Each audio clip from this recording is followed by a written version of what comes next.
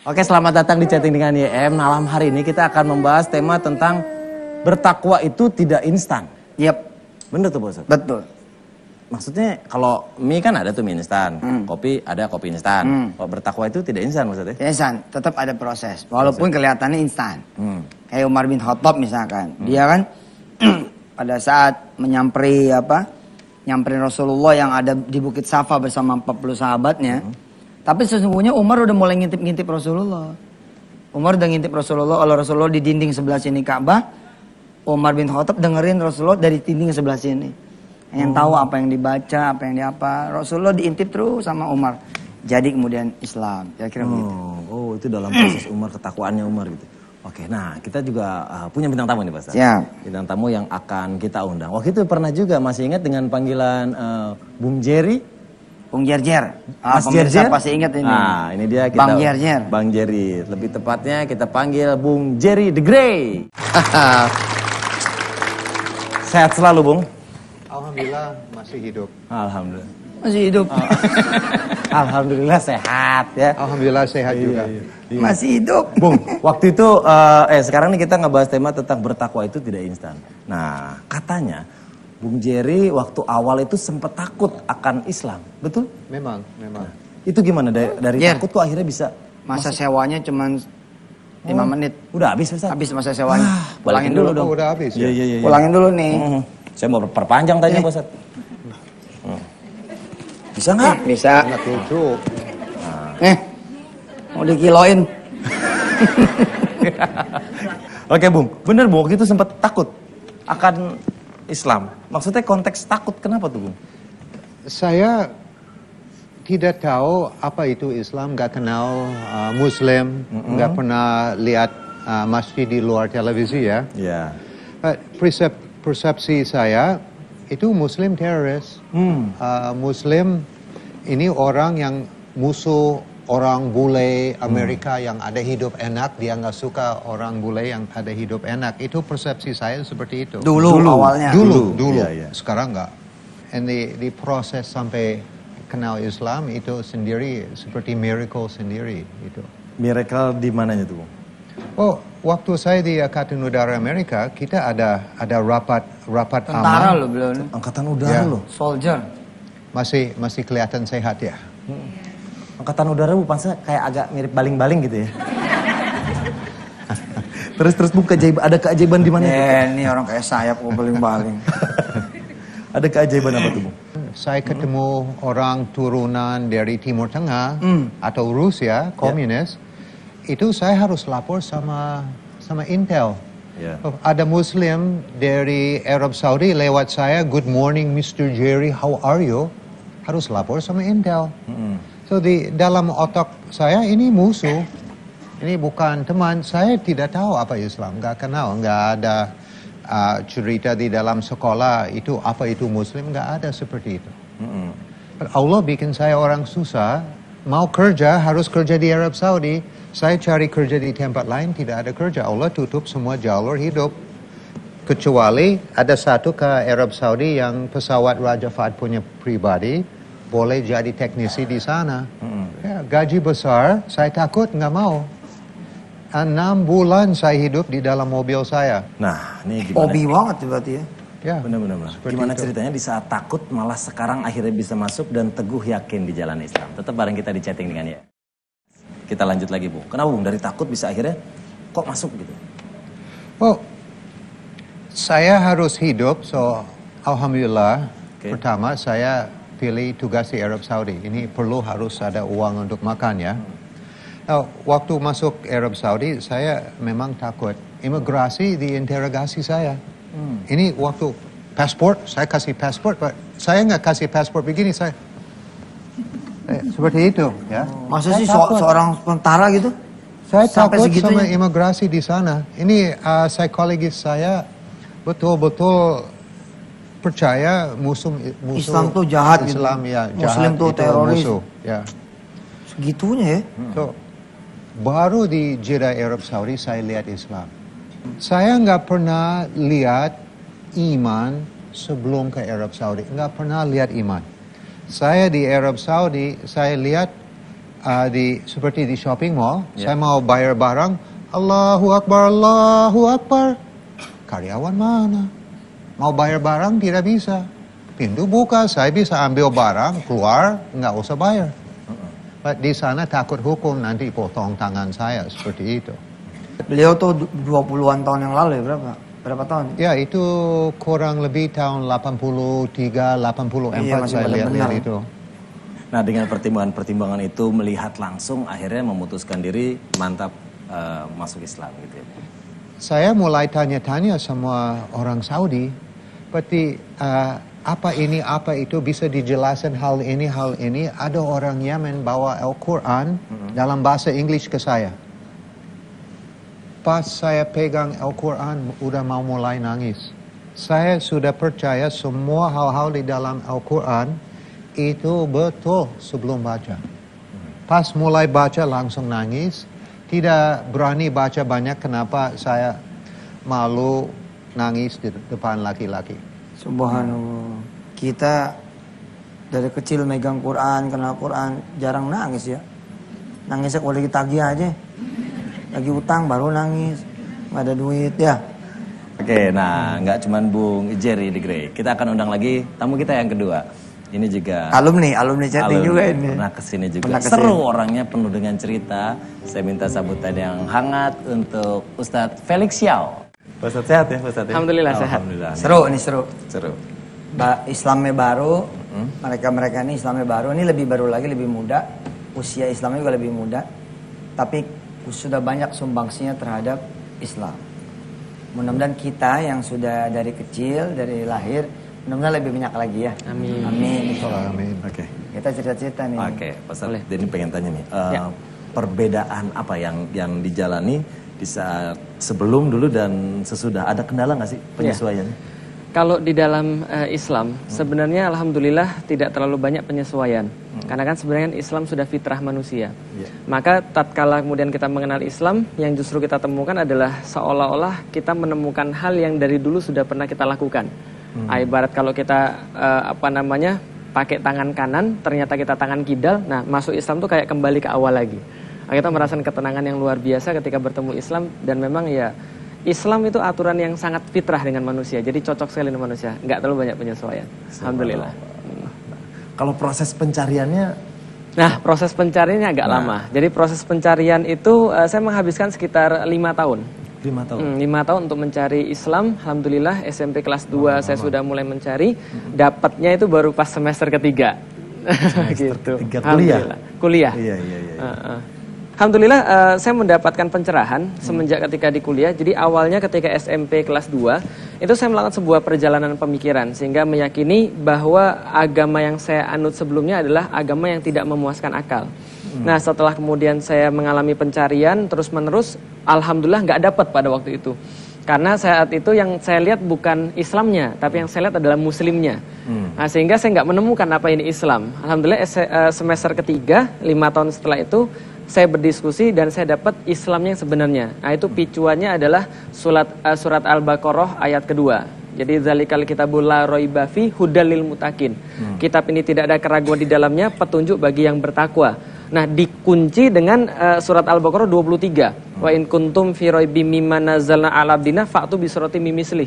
Dan bila kalian tetap dalam keraguan terhadap hamba yang kami turunkan terhadap hamba kami Muhammad, datangkan yang semacamnya. Itu ibarat tinjuan itu buat saya. Jadi semacam kita ditampol. Ibarat kemudian kita dibilang, udah deh nggak usah banyak ngomong. Kalau memang kamu hebat, datangin yang semacam dengan Al-Quran. Al-Quran ikut sama kamu. Tapi kalau kamu nggak bisa, ikut sama Al-Quran. Fair. Jadi itu alhamdulillah ketemu Islam. Alhamdulillah. Wah, luar biasa betul. Kita masih akan ngobrol-ngobrol, tetap bareng kita di chatting kan ya. Bertakwa itu tidak instan. Pak Ustadz, kalau dari secara arti bahasa, bertakwa itu kan menjalankan perintah, menjauhi larangan misalnya. Itu secara arti. Kalau ada yang bertakwanya di event-event tertentu aja gimana tuh Pak Ustadz? Kalau nanyanya sama Ustadz Felix, emang dia pasti jawab nggak bisa. Nggak boleh itu kalau Felix. Kalau aneh lain. Papa alhamdulillah. Daripada kagak. Pembelajaran. Daripada setahun nggak sama sekali. Cuman kan akhirnya jadi kebiasaan. Kalau jadi kebiasaan tuh jadi kayak agama tuh komoditi. Maksudnya maksud?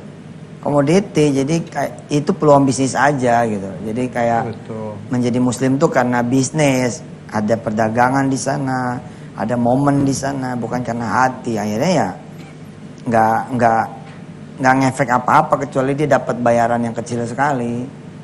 Misalkan pakai peci atau pakai jilbab karena lagi acara maulid misalkan gitu. Ya habis itu kemudian hilang lagi misalkan identitas Islamnya hilang, dia nggak ngefek apa-apa. Allah itu kan akan bersemayam di hati orang-orang yang percaya sama dia, yang penting sama dia, yang perlu sama dia, yang menyembah sama dia gitu. Nah, ini mau tanya sama Bung Jarjar. Bung, dalam proses pencarian, di saat sudah menemukan, terus sampai sekarang mempertebal, terus belajarnya, itu gimana tuh Bung? Itu memang ada proses, ya.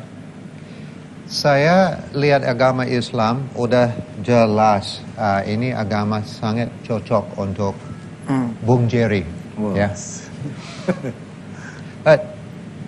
Niat dari awal saya mau syahadat,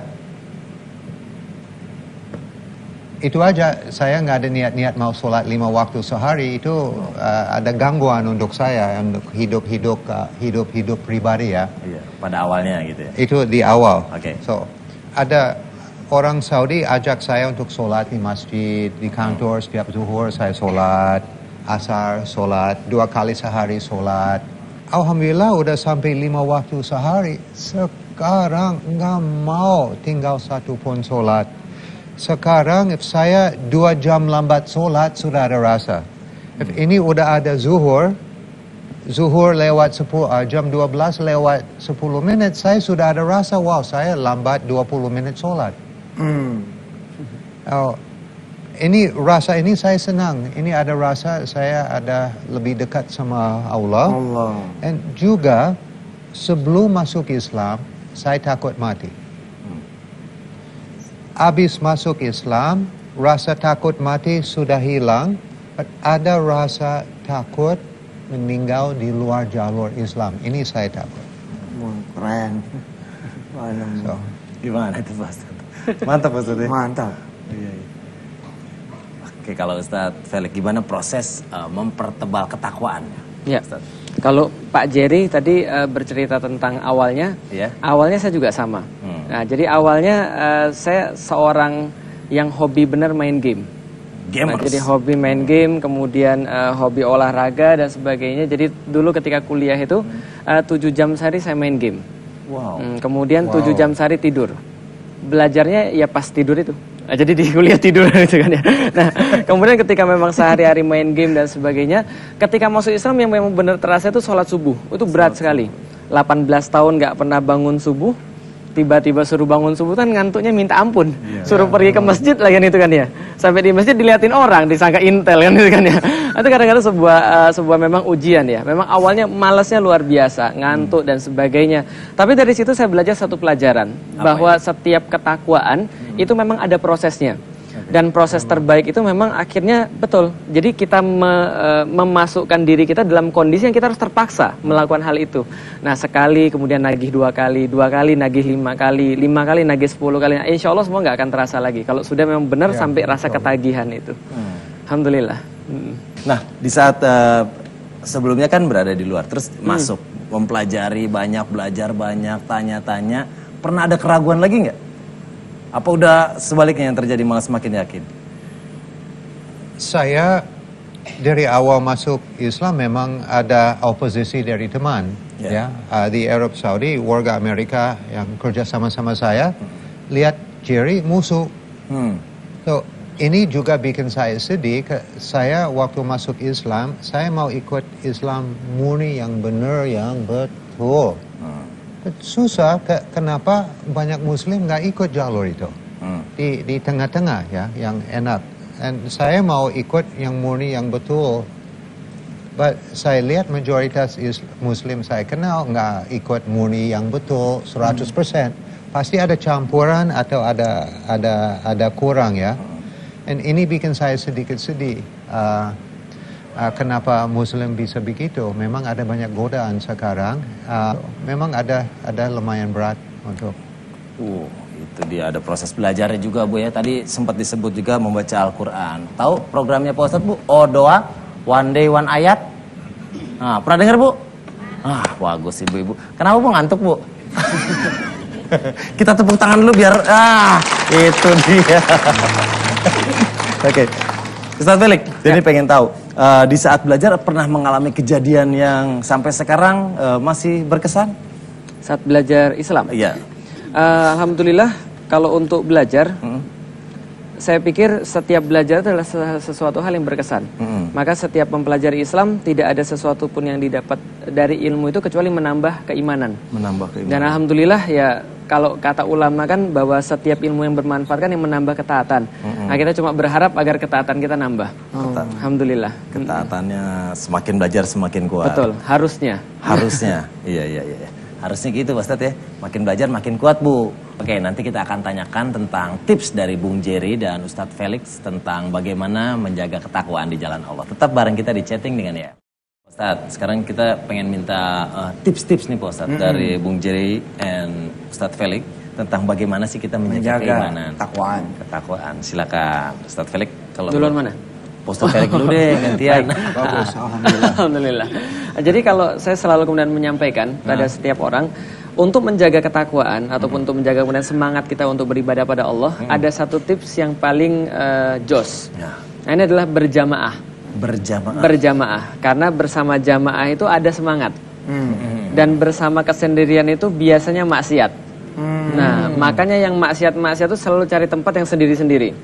Mojok. Mojok, nggak berjamaah. Nah, tapi kalau kemudian berjamaah itu biasa ada yang mengingatkan. Maka dengan berjamaah, contoh misalnya kita punya teman yang kemudian lisannya bisa jadi pengingat kita. Atau amalnya bisa buat kita iri nih. Iri dalam hal yang baik tentunya. Jadi kita kemudian iri ketika dia bacaan Qur'annya lebih bagus daripada kita. Ataupun sedekahnya lebih banyak daripada kita. Kemudian dia bisa bangun malam. Dan ini kan membuat kita terpacu. Nah, kalau kemudian di kuliah saya sangat merasakan peningkatan ketakwaan, peningkatan keimanan. Itu kan ketika di kuliah itu setiap pengemban dakwah harus kemudian dalam satu rumah. Nah, kita berjamaah, kita saling mengingatkan. Jadi contoh nih, kalau kemudian ada yang nonton tontonan yang nggak manfaat, wah itu bisa dibully selama 1 bulan penuh itu. Gara-gara nonton satu hal yang kemudian tidak manfaat.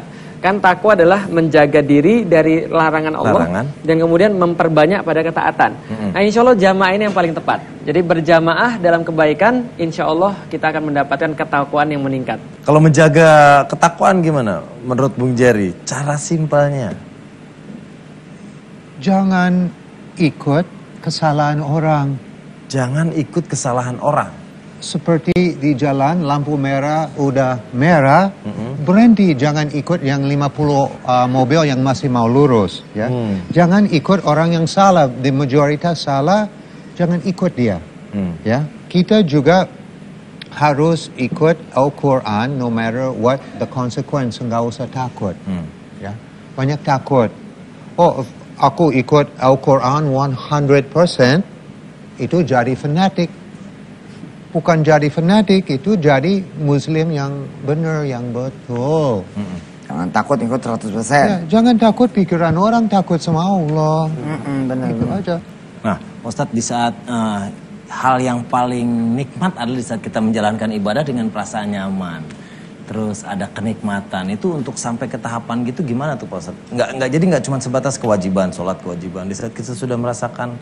Nah ini coba, Felix, ya kan udah merasa ada di jalur toh. Nah, barangkali bisa cerita. Iya. Apa yang membuat nyaman gitu? Iya, bagi saya secara pribadi memang kenyamanan ini muncul lalu kemudian hilang sesuai dengan kebiasaan. Jadi ada kadang-kadang di antara kita yang kemudian ibadahnya mut-mutan. Jadi kalau lagi mood ibadah, kalau enggak mood ya tinggal ibadahnya. Padahal justru mood itu datang dari ibadah yang berketerusan. Nah, jadi dibalik. Jadi bukan mood baru ibadah, tapi ibadah dulu baru mood. Nah, jadi contoh nyata misalnya ketika dakwah misalnya. Dakwah itu kan harus dipaksa. Meninggalkan keluarga, itu kan bagi kita kan sesuatu yang berat ya. Bagi kita sesuatu yang nggak enak. Tapi memang ya dibuat supaya nikmat itu caranya gimana? Jalanin terus, dipaksakan. Kalau memang kita sudah tahu adalah perkara yang wajib, perkara yang harus kita lakukan dan nggak bisa kita nggak lakukan, paksakan. Nah, setelah dipaksa itu Allah baru turunkan taufik. Nah, taufik itu yang bikin kita nikmat dalam melaksanakan satu kewajiban daripada Allah. Lebih daripada sekadar kewajiban. gitu. Ada rasa nyaman gitu ya. Nyaman kalau sudah terpaksa. Jadi maksudnya terpaksa di awal, insya Allah kemudian sebenarnya dibiasakan. Oh, jadi nggak nunggu mood, emang mood diciptakan ya? Mood itu hasil daripada kebiasaan. Iya. Bukan mood baru ibadah, tapi ibadah baru mood. Jadi bukan kemudian nungguin ikhlas kemudian baru sedekah misalnya, ya sedekah lu baru ikhlas. Mungkin gara-gara nggak ikhlas karena dia nggak pernah melakukan ibadah. Nah gitu. Jadi ikhlas itu insya Allah muncul kalau kita memang benar-benar meniatkan dan terus beribadah. Iya. Kalau nunggu ikhlas kapan sedekahnya gitu. Nah itulah manisnya iman nanti muncul dari sono. Amin. Bang Jerry pernah pulang ke Amerika, ke kampung halaman? Saya alhamdulillah 27 tahun lebih sedikit lalu saya masuk Republik Indonesia. Dari awal kaki saya injek Republik Indonesia sampai sekarang nggak pernah balik ke Amerika. Ini nomor satu kenapa nggak mau ke negara itu, saya lihat terlalu banyak dosa di sana. Kita lihat berita sekarang laki sama laki bisa nikah. Di Washington, State Washington sekarang setiap hari laki sama laki nikah di sana. Saya nggak bisa hidup dalam kondisi seperti itu. Ini dosa-dosa seperti ini jauh dari Islam ya. Saya mau tinggal di negara Islam masih ada lumayan hidup ya. Manusia lebih manusia saya lihat dari mata saya di sini ya. Saya suka adat Asia, family value tinggi. Dalam Islam juga family value tinggi ya. Di sana lihat anak muda omong kasar sama ibu di depan orang Biasa ya? itu biasa di sana. Saya tidak bisa tahan lihat itu. Juga banyak hal-hal di Islam saya lihat di Indonesia ada lemah. Insya Allah saya bisa bantu iman di sini.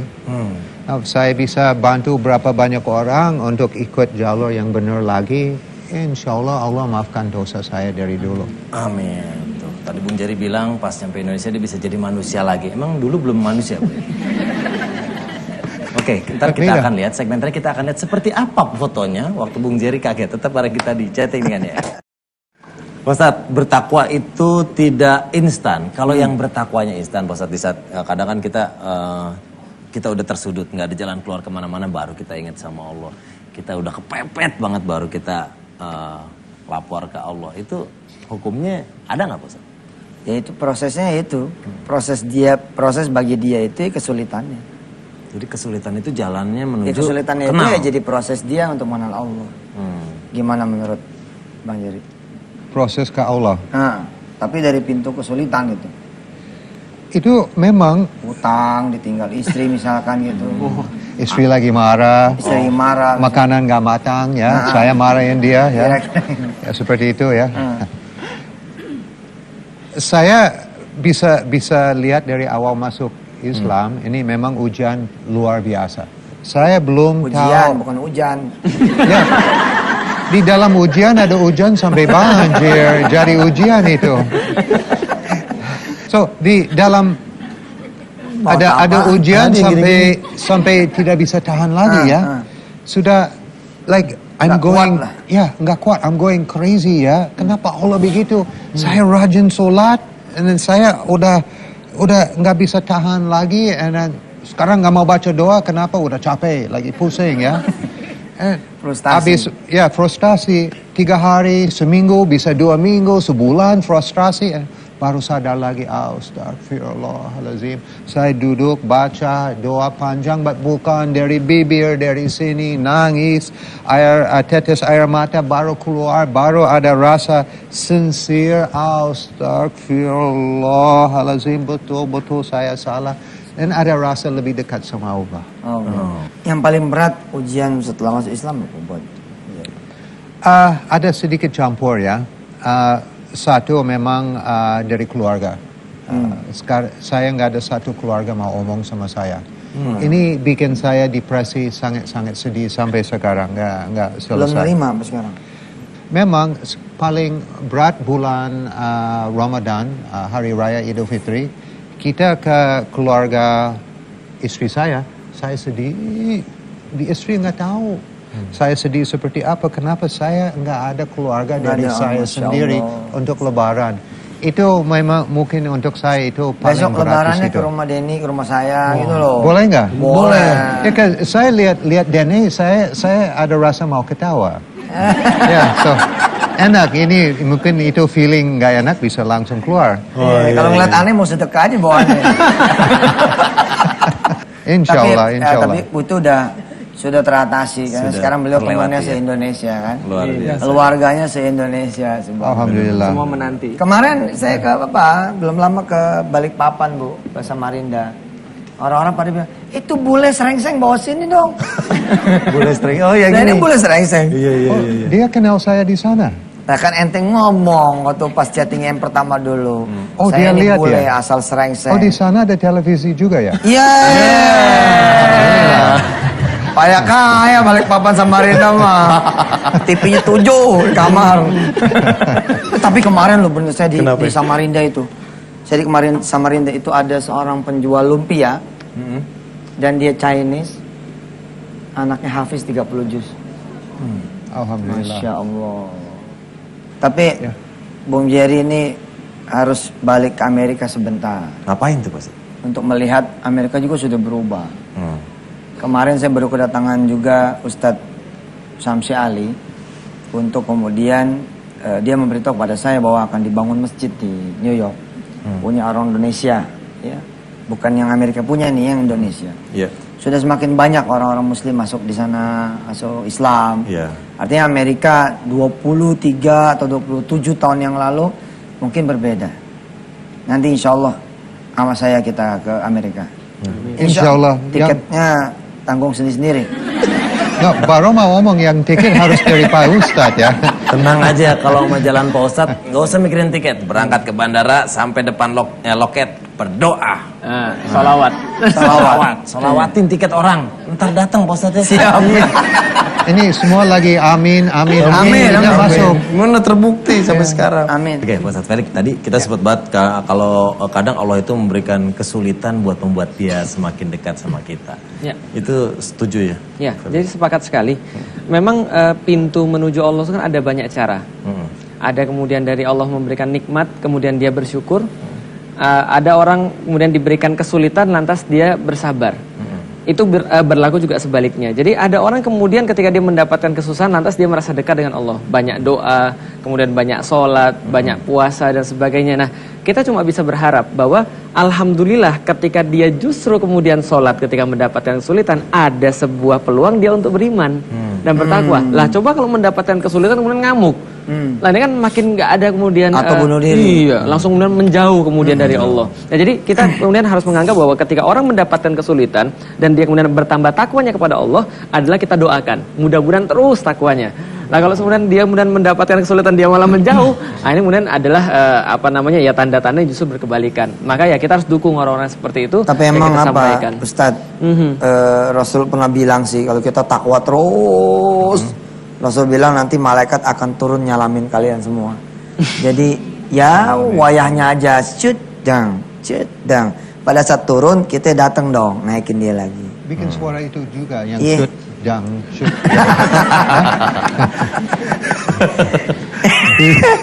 Asik.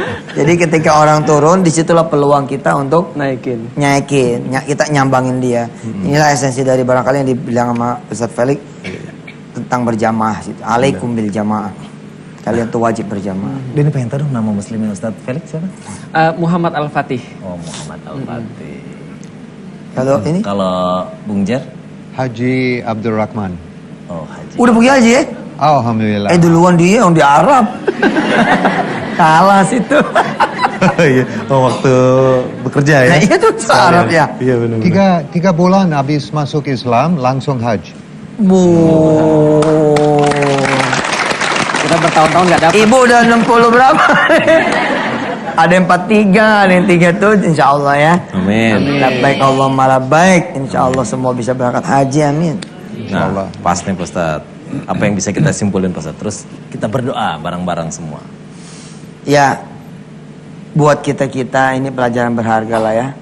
Dari tadi mulai Quran, kita ini muslim dari lahir. Mungkin karena keseringan megang Quran kali ya. Jadi malah Quran tuh malah jadinya biasa kali. Atau malah mungkin karena kita ada Quran tapi kita abaikan sehingga Quran tidak narik kita.